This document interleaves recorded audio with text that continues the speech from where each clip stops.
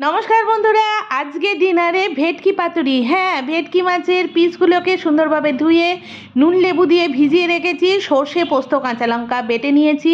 তারপর ম্যারিনেটেড মাছগুলোকে ওই পেস্টের মধ্যে নিয়ে কলাপাতার ওপর রেখে কলাপাতাটাকে মুড়ে সুতোয় করে সুন্দরভাবে বেঁধে পাতুরিগুলো তৈরি করে ফেলেছি।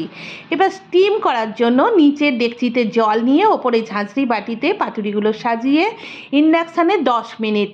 ইন দ্য মিন টাইম আমার থালায় গরম ভাত বাড়া হয়ে গেছে আর আমি ভেটকি পাতুরিটা খুলছি। দেখুন কীরকম হয়েছে।